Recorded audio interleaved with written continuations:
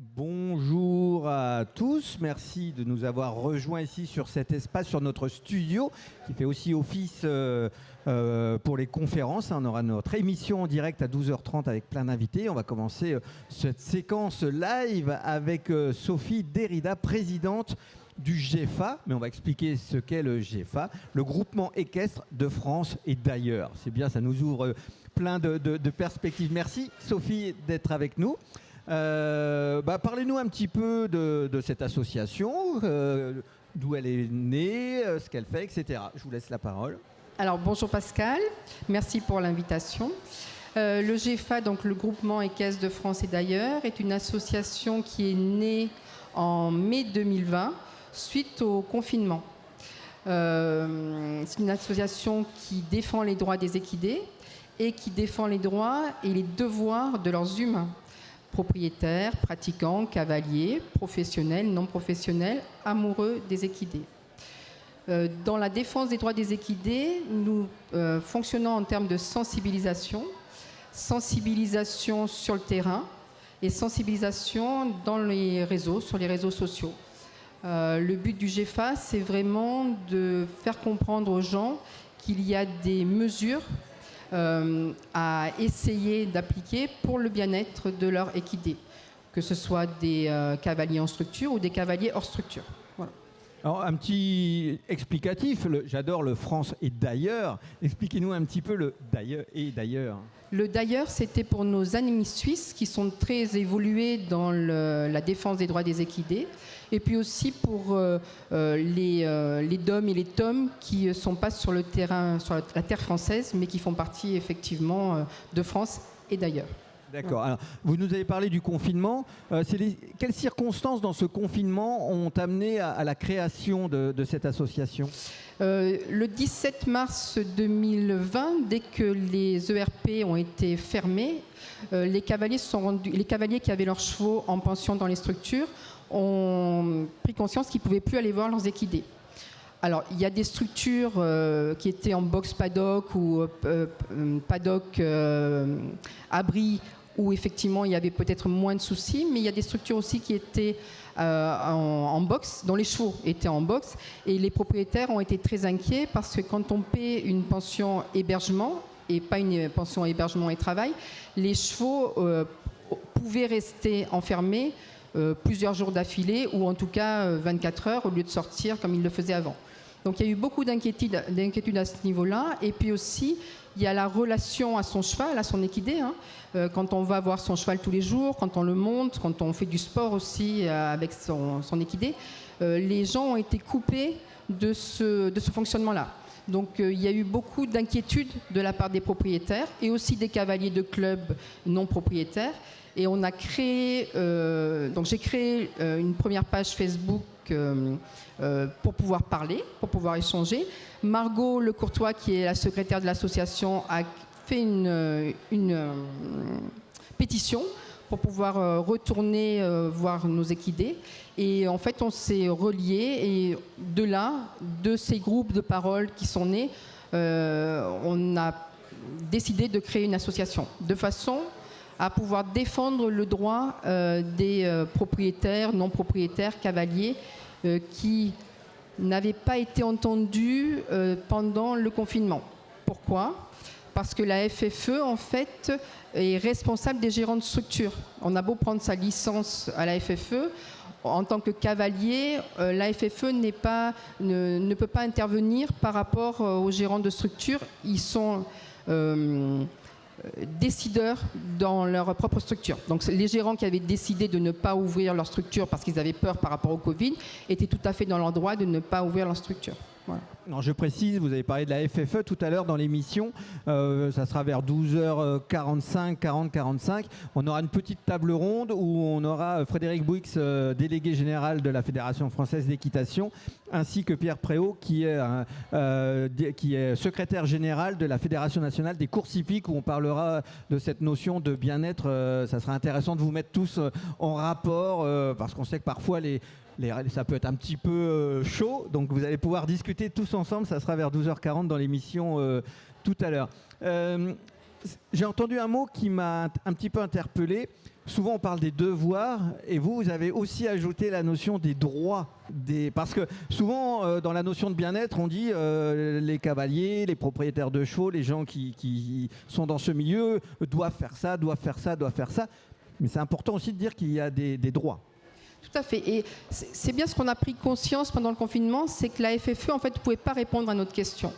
Donc le but était de créer une association de façon à faire, je dirais, force de loi, c'est-à-dire à exister sur le terrain et à pouvoir parler avec les autorités qui sont les ministères de l'Agriculture, des Sports, avec la FFE, avec les autres organismes de la filière et à être entendu, à défendre vraiment les droits des cavaliers, des propriétaires, FFE et hors FFE.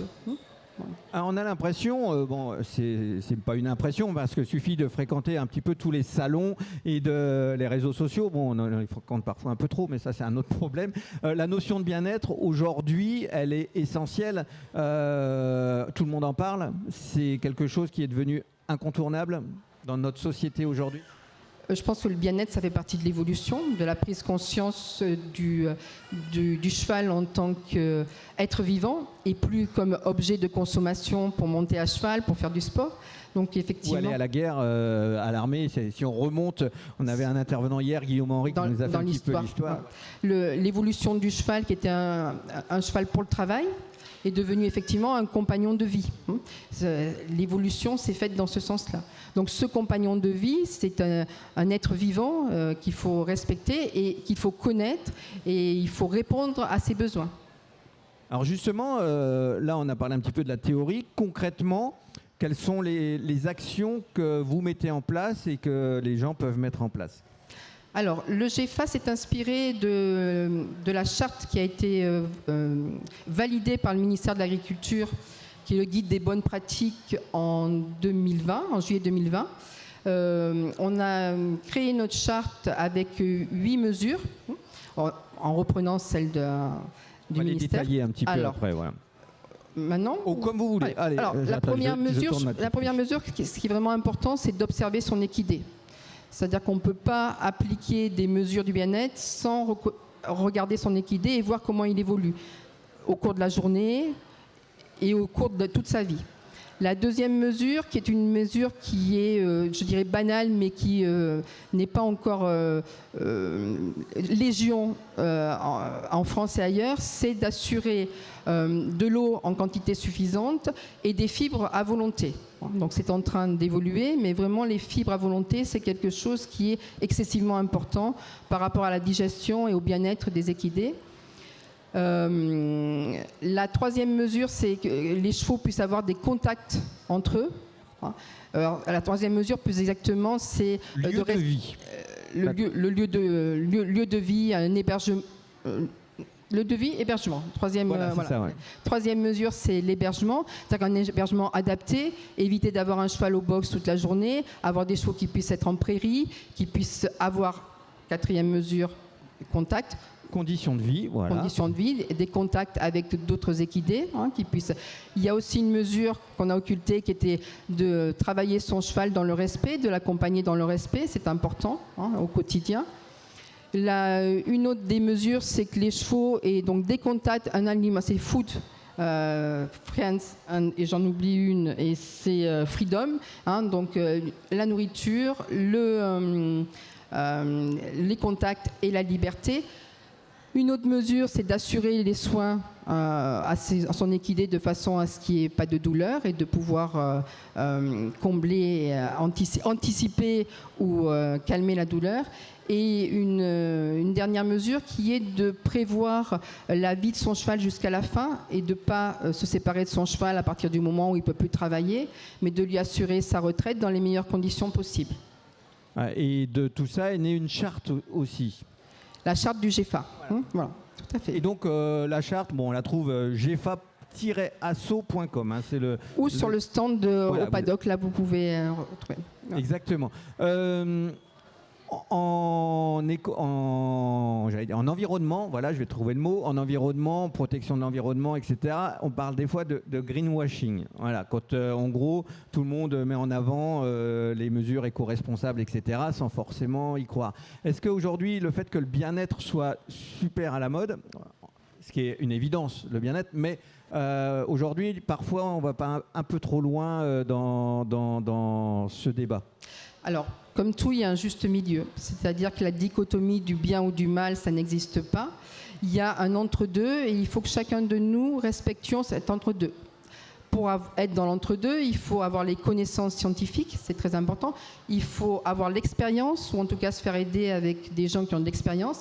Et après, il faut faire au moins mal avec son quotidien. C'est-à-dire que si on est propriétaire, si on est cavalier, en fonction de son âge, en fonction de l'âge de son équidé, en fonction de sa race, en fonction de son activité, en fonction de son mode d'hébergement, il faut être dans cet entre-deux pour satisfaire au mieux le bien-être de son équidé et le bien-être du propriétaire, ce qui est important. Justement, le bien-être du propriétaire, des fois on l'oublie un petit peu. Il y a aussi, on voit, il y a beaucoup d'entreprises aujourd'hui qui essayent de faire comprendre aux gens qu'on peut s'occuper des chevaux, avoir un centre équestre, etc., sans y laisser sa peau et sa vie et vivre normalement aussi. Ça fait partie aussi peut-être d'un des aspects que le GEFA peut étudier. Déjà, la défense des droits des propriétaires, enfin des propriétaires, des humains, c'est aussi de comprendre qu'il ne faut pas aller dans les extrêmes et ne plus pouvoir vivre correctement. C'est-à-dire qu'il y a vraiment cet entre-deux. Qu'est-ce que je peux faire au mieux pour assurer ma propre vie et être bien avec mes chevaux? Je vous donne un exemple. J'ai mes chevaux à la maison. Mes chevaux sont rentrés le soir en boxe parce que j'ai l'endroit où ils vivent la journée pourrait être dangereux la nuit. J'ai aucune envie de sortir la nuit en 4e vitesse pour aller récupérer mes chevaux qui sont tombés en bas d'une planche. Donc en fait, je rentre mes chevaux la nuit et je dors tranquille. Et le lendemain matin, je laisse mes chevaux en liberté, je sors mes chevaux et j'ai un rythme de vie aussi bien pour moi que pour mes chevaux qui me permet de vivre d'une façon moins stressante et moins stressée. Dans un petit peu cette optique, ça sera un des sujets de l'émission de demain. Dimanche, les écuries actives, l'environnement, etc. J'ai l'impression qu'il y a aussi beaucoup d'évolution justement sur cette notion de laisser de l'espace avec les écuries actives. C'est pareil, on en parle de plus en plus depuis quelques mois, voire quelques années. On est toujours dans cette mouvance ? Oui. Et les écuries actives se développent. C'est-à-dire que ce qui était vrai il y a quelques années, il y a une évolution qui fait qu'il y a une adaptation par rapport déjà à la structure de chacun, et puis par rapport aux dernières connaissances. C'est-à-dire que il y a de plus en plus de connaissances scientifiques. Donc on fait des études, et avec les résultats de ces études, on essaie d'adapter au mieux la réalité du quotidien. D'ailleurs, vous parlez d'études, une des notions qu'en survolant, en explorant votre site internet, on voit que c'est très documenté justement d'études scientifiques. Il y a une rubrique avec des études, il y a une rubrique avec les textes officiels, parce que souvent les gens parlent un petit peu sans connaître les textes officiels. Cette connaissance, elle est indispensable à la base déjà de savoir exactement ce qu'on peut faire, ce qu'on ne peut pas faire, et puis d'avoir cette connaissance d'études scientifiques sans non plus être bac plus 14 en bien-être animal. Je pense que le GEFA, dès sa naissance, avec pour objet de vraiment sensibiliser les gens sur la base des études scientifiques.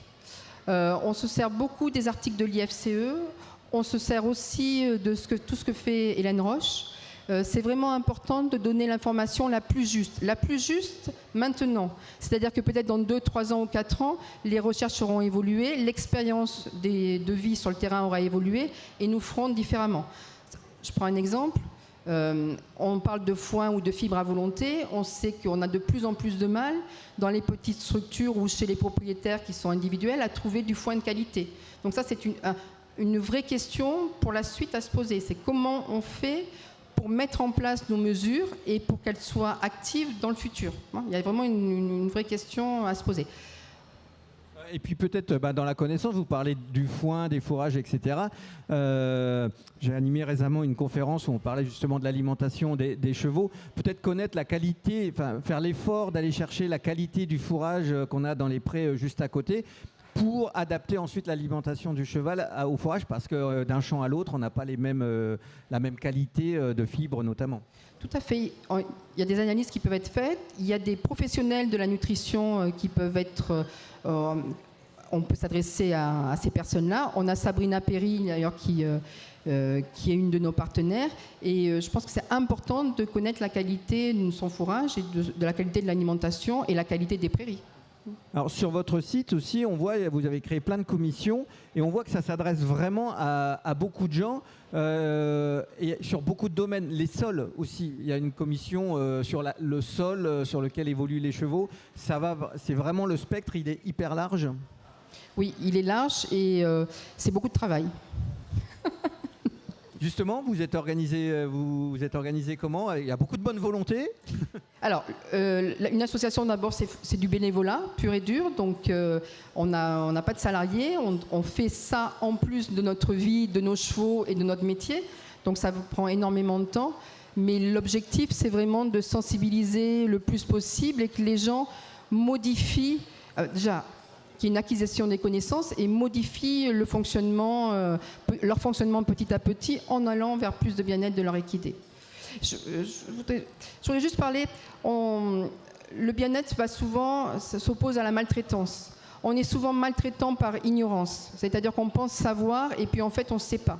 Et c'est vraiment important d'aller lire les textes scientifiques. C'est vraiment important de discuter avec les professionnels qui sont sur le terrain et avec ceux qui ont de l'expérience. Un professionnel qui a 30 ans ou 40 ans de vie, de quotidien avec les chevaux, a une expérience. Alors il n'aura peut-être pas toujours les mêmes idées, mais il a une expérience et il faut vraiment aller vers ces gens-là et vers les textes scientifiques. C'est important. Est-ce que le bien-être animal, en tout cas la gestion d'un cheval, d'un équidé, se heurte aussi parfois aujourd'hui au fameux « on a toujours fait comme ça » dans beaucoup de domaines? Est-ce que ça marche aussi pour vous? C'est ce qu'on appelle la maltraitance par certitude. C'est-à-dire qu'on est persuadé que ce qui a toujours été et tout ce qui a toujours été fait, c'est la bonne chose, c'est la bonne manière de faire. Il y a les études scientifiques qui montrent qu'effectivement, il y a une évolution et que cette évolution, il faut la prendre en compte. Voilà. Je prends juste un exemple. Par exemple, le débourrage. Les dernières études qui ont été faites par l'IFCE et qui ont été présentées aux journées Sciences et Innovation équine, on a tendance, c'est pas le débourrage, c'est le sevrage, on a tendance à sevrer les poulains à 6 mois. On se rend compte que chez les poulains mâles, ça a vraiment des conséquences au niveau de leur évolution. Donc, dans l'idéal, le sevrage à 9-10 mois, quand c'est possible, ce serait plus adapté. C'est des choses comme ça, scientifiquement, on apprend en lisant les textes, en faisant des études. Pas très clair. Un petit mot aussi, parce que, toujours pareil, le GEFA, vous avez un spectre très large. Vous vous adressez aussi bien aux enseignants qu'aux enfants. J'ai vu un article avec lettres aux parents, lettres aux enseignants, lettres aux enfants, etc. Faut concerner tout le monde. Alors, dans l'association, on a des gérants de structure, on a des éleveurs, on a des enseignants. Et effectivement, ces personnes-là prennent la parole. On s'adresse à tout le monde, oui, on s'adresse à tous ceux qui ont envie d'évoluer vers le bien-être. Après, nous ne sommes pas les seuls. Il y a d'autres associations aussi. Ce qui est important, c'est de travailler avec les autres associations. On ne peut pas tout faire. Et il faut vraiment... On a tous un objectif commun et il faut aller tous vers cet objectif-là. D'accord ? Le GEFA ne veut pas prendre la parole pour tout le monde, il veut travailler en lien avec les autres. C'est vraiment important. Travailler avec la FFE, travailler avec les organismes publics, travailler avec les associations, les différentes associations. C'est être partie prenante de cette réflexion et de cette sensibilisation-là.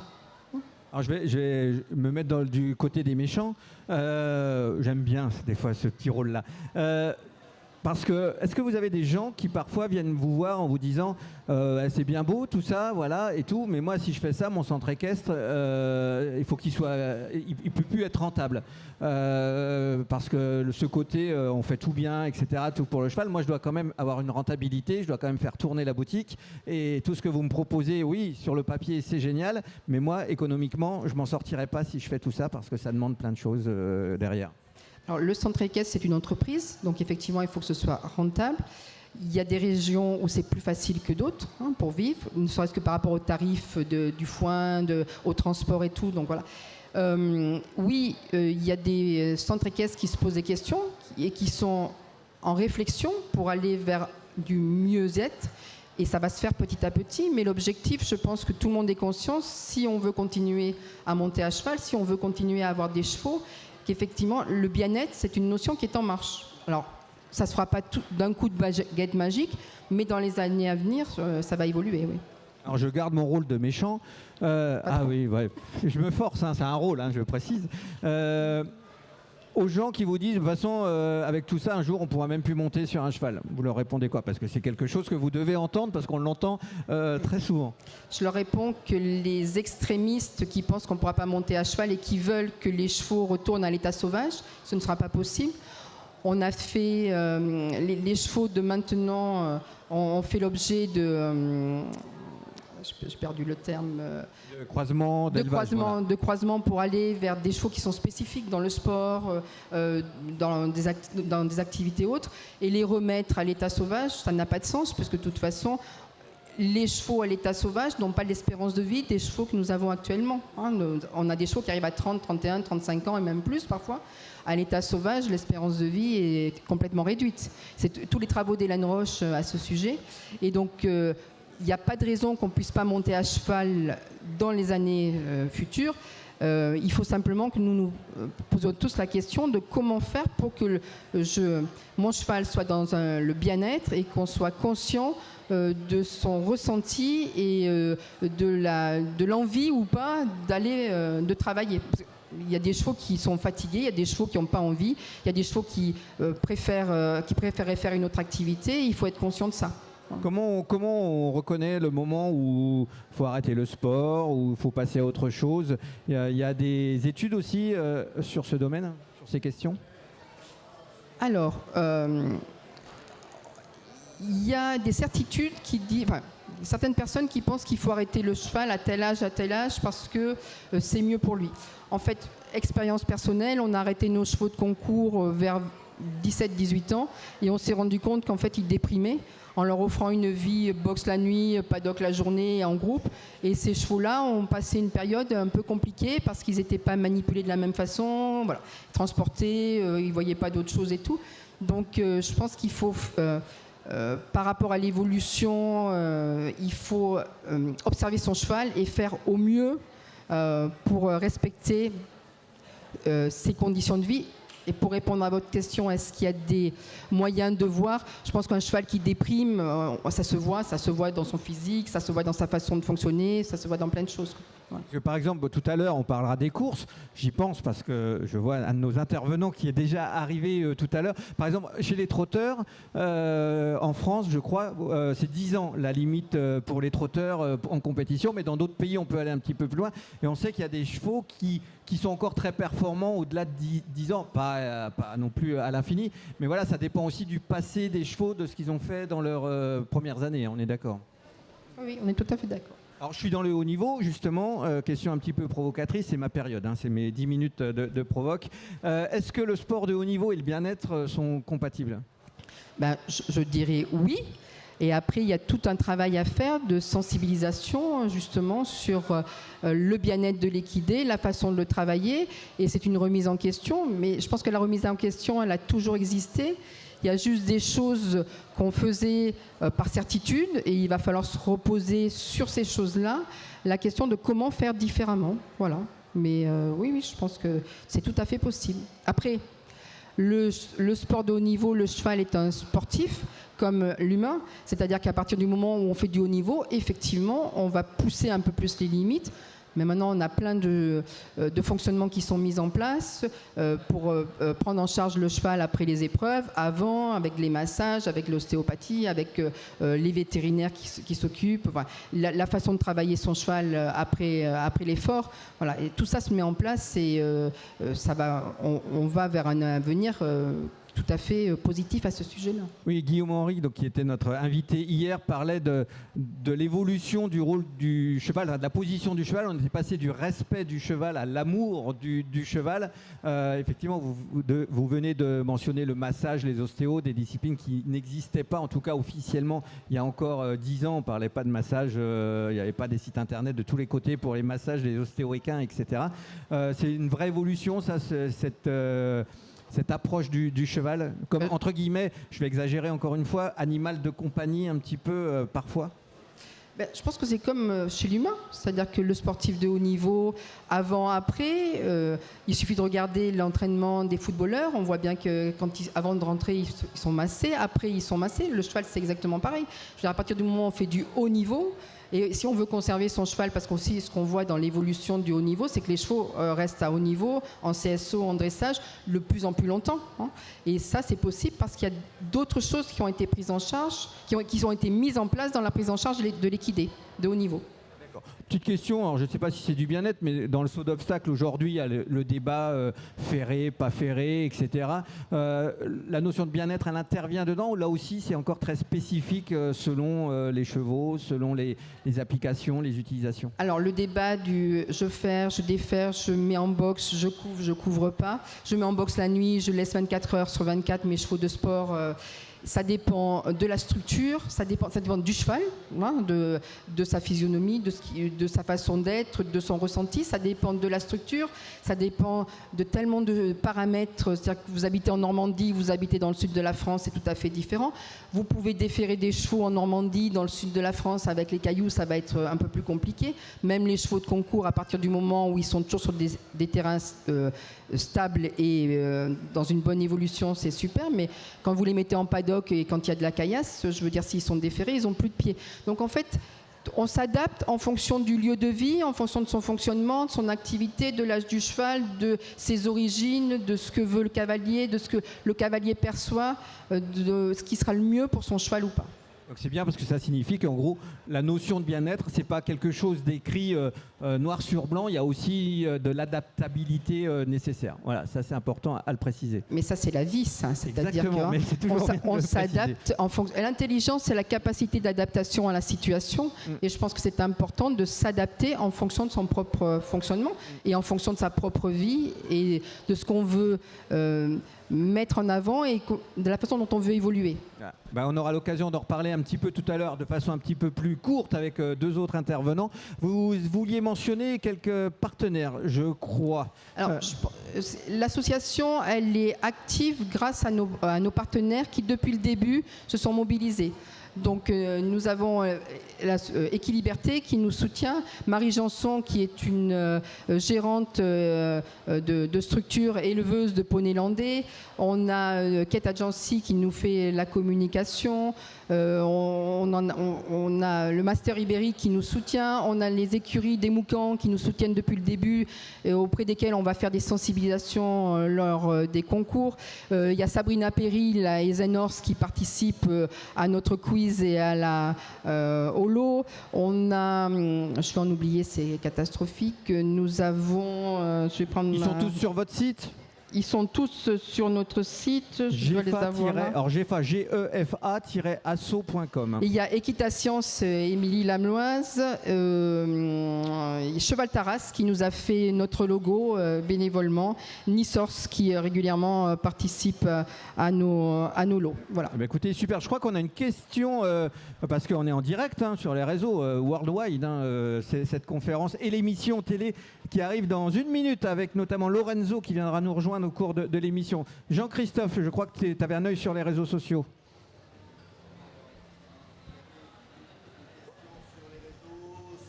Beaucoup de questions. Est-ce que vous avez un relais dans le sud-ouest et comment est-ce qu'on fait pour le contacter? Notre relais dans le sud-ouest, c'est Marie Janson. Voilà. Eh bien, écoutez, parfait. Voilà, ici. Marie Janson, éleveur, c'est le Poney Club de Saint-Julien-en-Borne. C'est tout bon? Et ben voilà. Et ben Sophie, merci beaucoup. On se retrouve d'ici un petit quart d'heure, en gros, même place. Et on développera un petit peu moins, mais on aura des interlocuteurs. On aura Frédéric Bouix, délégué général de la Fédération française d'équitation, qu'on a pas mal mentionné, et Pierre Préau, qui est secrétaire général de la Fédération nationale des courses épiques, qui viendra nous rejoindre. Voilà, on pourra avoir un petit tour d'horizon pendant un petit quart d'heure. Et merci à vous pour avoir mis en avant l'association. Merci à vous et on peut vous retrouver sur le salon du cheval d'Angers, bien évidemment. Merci Sophie. Merci Pascal.